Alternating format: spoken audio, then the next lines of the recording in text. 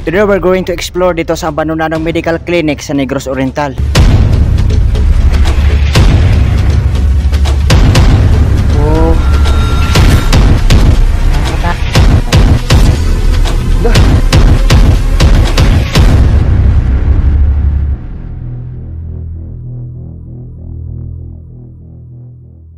Ang clinic na ito ay nabandon na noong early 2000 pa lamang nang dahil sa kabadahilanan na kuweba ang ilalim ng medical na clinic na ito. At ngayon nilibutin natin ito kung ano nga ba katotoo ang mga haka-haka na may nagpaparamdam dito sa lugar. Pagkarating agad namin sa lugar, ito agad ang nakita namin. Isang nakakatakot at nakakakilabot na lugar. Dahil na nga malapit na itong mag-collapse. So ngayon guys, papasukin na natin yung loob ng andito na tayo sa guys, entrance ng medical clinic at sa makikita nyo, luma na talaga siya pero hindi tayo magpapadalos-dalos guys kasi nga baka kumulaps tong lugar. So papasukin natin guys. Nakakatakot talaga baka mag-collapse kasi sa makikita nyo guys, yung paligid is bitak-bitak na, nabibitak na yung paligid guys. Tingnan nyo, sobrang nakakatakot ang lugar kasi maling apa ko lang ay lulubog ito o mag-collapse. So ngayon papasukin na natin yung loob nitong medical clinic. So sa makikita nyo guys is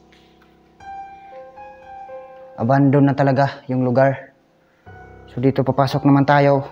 Kailangan lang nating mag-ingat kasi nga baka mag-collapse tong area kasi nga dito sa lugar guys is na talaga siya, sobrang luma. Tingnan nyo yung mga jealousy guys.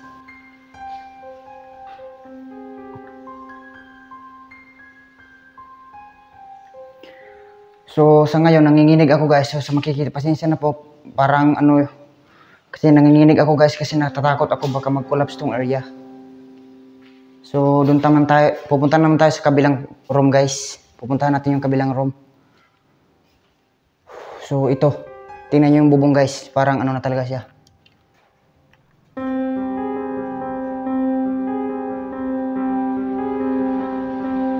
So ngayon, pupuntahan natin yung ibang rooms at hindi pa rin tayo mapadalos-dalos. So dito, baka ito yung checking area kasi nga ito guys is lalagyan pa to ng tingnan nyo.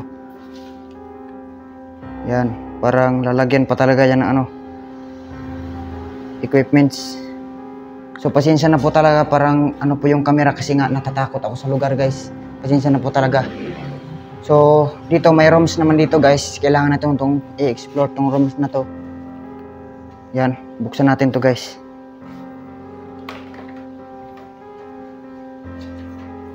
Yan. So bitak-bitak na yung area. So ngayon andito ako sa loob ng guys, parang CR to.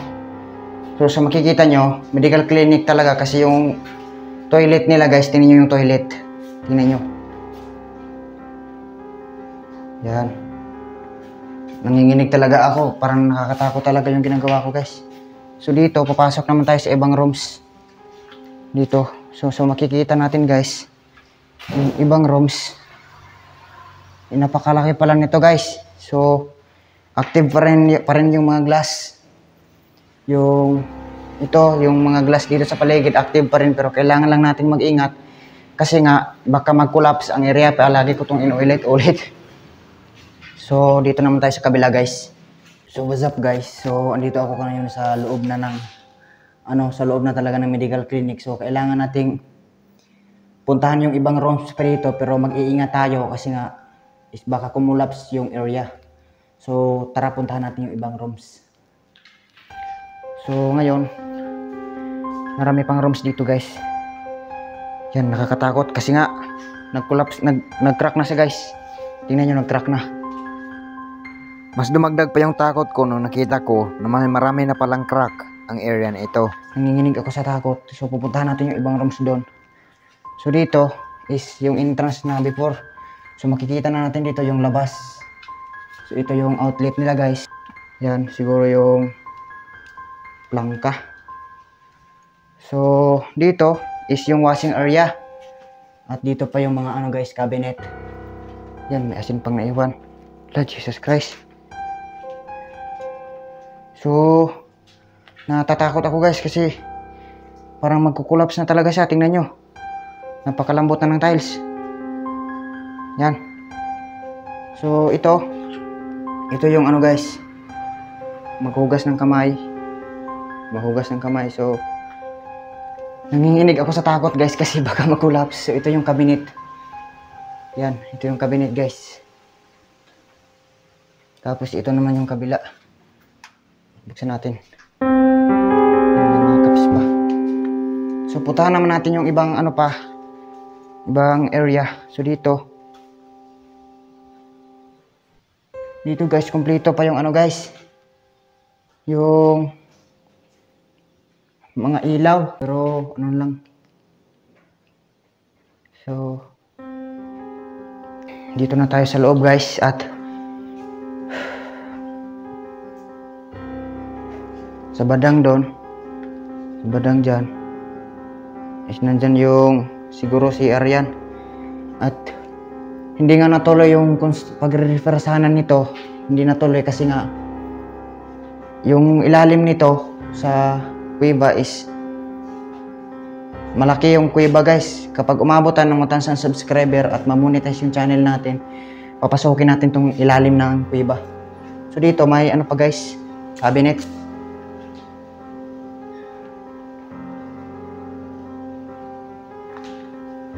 So ngayon kailangan na nating lumabas kasi nga delikado tong area at hindi tayo pwedeng magtagal dito.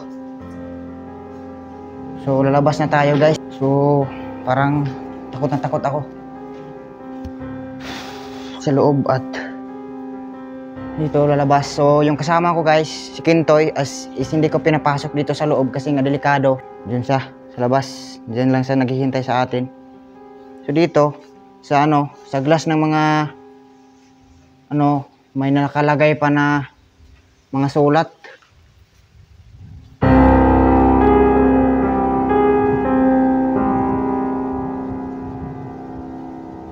So ngayon ang pupuntahan naman natin guys is yung luma kasi yung in-explore natin kanina is ang bago yun na medical clinic. So dito naman tayo sa puntahan naman natin yung yung luma. Jesus. Takot talaga dito guys. Nanginig ako sa takot. Kailangan lang natin magdahan-dahan. Kaya hindi biro magiging vlogger guys. Kaya mag-subscribe kayo sa channel na to. At habang pinagpatuloy ko ang pag-explore sa lugar ay may naririnig na akong mga hampas galing sa loob. So pupuntahan natin yung ibang rooms. Ngunit hindi ko napansin na hindi lang pala hampas ang nasa loob, kundi may nagsasalita rin pala sa loob. So parang may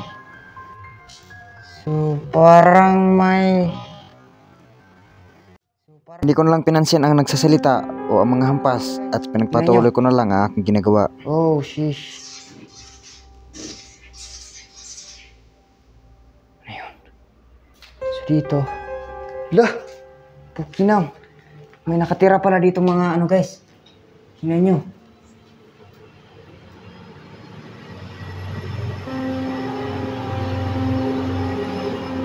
Sa CR pa talaga. Nakakatakot, parang yung expression ko parang natatakot talaga ako guys. So dito may mga na. Christ Jesus.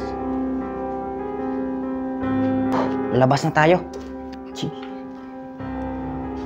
Lalabas na tayo guys. Kailangan natin lumabas kasi yung takot ko hindi biro. Hindi ako natakot sa mga masasamang elemento. Takot ako sa baka mag-collapse yung area. So dito may natira pang mga tiles na hindi na ikabit. Yan. So dito may mga pa guys, mga corners. Yan. Iwan ko kung para saan yan. So ngayon lalabas na tayo. Lalabas na tayo ngayon guys. At hindi naman gaano kalakihan tong medical clinic guys, pero payo lang po sa mga bata na nanonood o kahit sino man na huwag nyo pong subukan itong puntahan kasi nga yung area, tingnan nyo.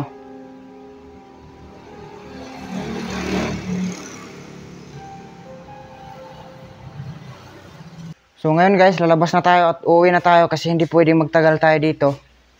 sa lugar. So, please subscribe this channel and always remember, be yourself. So, ngayon uwi na kami ng aking kasama. Hindi ako alam kung ano nga ba ang mga misteryo na nakalibot o nakapalibot dito sa lugar.